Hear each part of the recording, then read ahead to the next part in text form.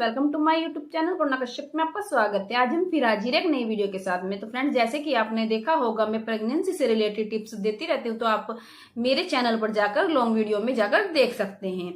तो फ्रेंड्स, मैं आज जिस टॉपिक को लेकर आई हूँ, यह है प्रेगनेंसी में नॉर्मल डिलीवरी के टाइम जो स्किन फट जाती है या फिर कट लगा दिया जाता है, वो क्यों लगाया जाता है और इसकी हमें देखभाल किस तरीके से करनी चाहिए, कैसे हमें उसके जो टांके हैं लगते हैं उनकी हमें देखरेख करनी चाहिए और कैसे वो जल्दी ठीक हो सकते हैं। तो मैं आपको पूरी डिटेल इसमें बताऊंगी, तो आप वीडियो को पूरा लास्ट तक जरूर देखिएगा। तो हर प्रेग्नेंट महिला का एक ही ख्वाब होता है कि नॉर्मल डिलीवरी से ही उनका बच्चा हो। जल्दी से नहीं चाहते हैं कि ऑपरेशन हो, क्योंकि नॉर्मल डिलीवरी का क्या होता है, वो जल्दी ठीक हो जाती है और जो शरीर है वो जल्दी नॉर्मल हो जाता है। ऑपरेशन में काफी टाइम बाद नॉर्मल होता है और फ्रेज बहुत करना पड़ता है, 3-4 महीने या 6 महीने के लगभग फ्रेज करना पड़ता है। नॉर्मल डिलीवरी में 1-1.25 महीने के लिए आपको फ्रेज करना पड़ता है। इसलिए हर महिलाएं चाहती है कि बच्चा नॉर्मल डिलीवरी से ही हो। तो फ्रेंड्स, आपको अगर आप नॉर्मल डिलीवरी चाहते हैं तो आपको ये भी पता होगा कि फ्रेंड्स, आपके जो प्राइवेट पार्ट में नीचे की साइड कट लगाया जाता है और वो स्किन फट भी जाती है। तो वो स्किन क्यों फटती है, आपको इस बारे में पता होना चाहिए और क्यों कट लगाया जाता है। तो फ्रेंड्स, जैसे कि आपने देखा होगा, बच्चा कई किलो का हो जाता है, जैसे 4 किलो, 5 किलो, लगभग 3.5 किलो, 3 किलो। तो फ्रेंड्स, किसी किसी का जो प्राइवेट पार्ट है वो ज्यादा लूज नहीं होता है, वो बिल्कुल टाइट होता है और पहले बच्चे के टाइम पे ज्यादा चीजें देखी गई हैं। तो ये क्या होता है कि वो टाइट रहता है, जो प्राइवेट पार्ट है उसका जो हिस्सा है वो टाइट रहता है बाहर की साइड से।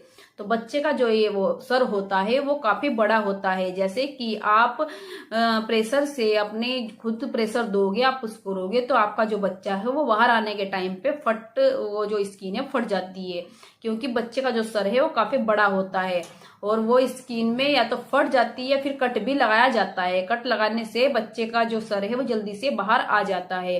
अगर आप कट नहीं देते हैं, जैसे कोई कोई घर पे डिलीवरी करा लेते हैं और कट नहीं लगाते हैं, जैसे कोई घर पे ही डिलीवरी के लिए तैयारी कर रहे हैं, जोड़ लगा रहे हैं, घर गांव में जो कराते हैं, जो अधिकतर घर पे कराते हैं, जिसको दाई बोलते हैं, वो करा देती है, तो वो स्किन वहां पे फट जाती है। तो वो फटने के टाइम पे ब्लीडिंग ज्यादा हो जाती है और फिर उसमें स्टिच लगाए जाते हैं, वो डॉक्टर को बुलाकर स्टिच लगवा दिए जाते हैं। तो ऐसे ही अगर आप भी ऐसा कर रहे हैं तो इस बात का ध्यान जरूर रखें।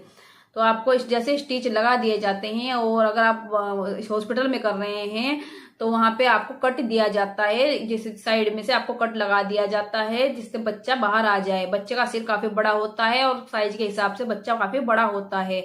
तो बच्चा जैसे बाहर आएगा, उसके सर में कोई दिक्कत ना आए, मांसपेशियों में कोई दिक्कत ना आए, उसके सर में कोई प्रॉब्लम ना दिखाई दे, इस वजह से कट लगा दिया जाता है। बच्चे का जो सर है आसानी से बाहर निकाल दिया जाता है। इससे बच्चे को भी सुविधा होती है और माँ को भी कोई दिक्कत नहीं होती है। थोड़ा दर्द झेलना पड़ता है कट का, ठीक है। कट जैसे आपको लगा दिया जाएगा, उसमें आपको सुन भी कर दिया जाएगा, आपको लोकल एनेस्थीसिया दिया जाएगा और जैसे आपका सुन कर दिया जाएगा, उसके फिर कट लगाकर आपका बच्चा बाहर निकाला जाएगा। और ऐसे ही आपका फटने के टाइम पे भी बच्चा बाहर आ जाता है, स्किन फट जाती है, तब भी स्टिच लगाए जाते हैं और उसमें भी स्टिच लगाए जाते हैं। तो जो आपको स्टिच लगाए जाएंगे वे लोकल स्टिच होते हैं, जैसे कि वो खुद ही गल जाते हैं और खुद ही सही हो जाते हैं। तो आपको उनका ध्यान कैसे रखना है, उस चीज का आपको ध्यान रखना है कि आपको जो स्टिच लगाए जाते हैं उनको आपको अच्छे से झाई बोलते हैं, जैसे आपको सिकाई करनी होती है। आपको थोड़ा डेटोल डालकर आपका जो टब होता है उसमें आपको बैठकर उसकी सिकाई करनी होती है, क्योंकि आपको पता ही है स्टिच ऐसे होते हैं कि अगर उसमें पस बन जाती है तो दिक्कतों का सामना करना पड़ता है। कई बार स्टिच लगाने पड़ सकते हैं और आपके प्राइवेट पार्ट में भी दिक्कत हो सकती है, वो बड़ा भी हो सकता है। तो इसलिए आपको क्या करना है, स्टिच को आपको जल्दी ठीक करना होता है। इसकी स्टिच पर आपको एक दवाई, बिटाडीन वगैरह दवाई देते हैं जो हॉस्पिटल से, वो आपको ले लेनी है और वो आपको लगा देनी है उस पर। और जैसे वो लगाएंगे तो वो जल्दी ठीक हो जाएंगे आपको 1 हफ्ते के अंदर ही। और आपको सिकाई करनी है, सिकाई करते करते आपको कई रोज सिकाई करनी होती है। इसमें क्या होता है, अगर आप पेट में जैसे पेट में सूख जाता है, अगर आपके पेट में भी सूख जाए, अब आपको इस चीज का ध्यान रखना है कि पेट में सूखना नहीं चाहिए। अगर आपके पेट में सूख जाता है तो उसमें दिक्कत हो जाती है, स्टिच में बहुत दिक्कत होती है, टांगों पे जोर पड़ता है प्रेशर से अगर आप पोटी करते हैं।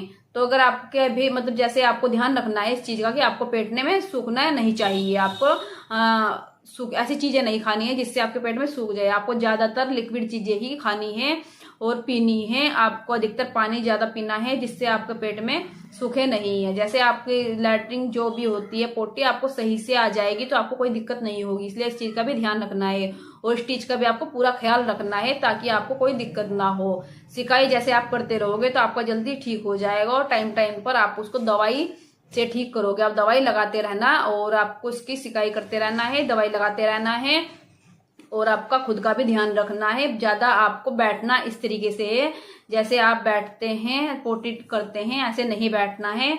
और आपको दोनों पैर साइड बीच में करके जैसे प्लोती बोलते हैं उसको ऐसे करके भी नहीं बैठना है।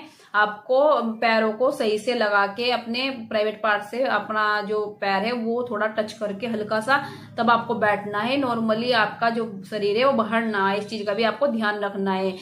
ठीक है, तो आपको इस चीज का जरूर ध्यान रखना है। अगर आपको वीडियो अच्छी लगी हो तो लाइक जरूर करिएगा और चैनल को सब्सक्राइब जरूर कर लेना ताकि आपको भी आगे वीडियो मेरी नोटिफिकेशन पहुंच सके, ताकि आप आगे भी वीडियो देख सकें। ठीक है, तो मैं आगे भी आपके लिए वीडियो बनाकर लेकर आती रहूंगी। अगर आप वीडियो अच्छी लगी हो तो लाइक जरूर करना। Thank you.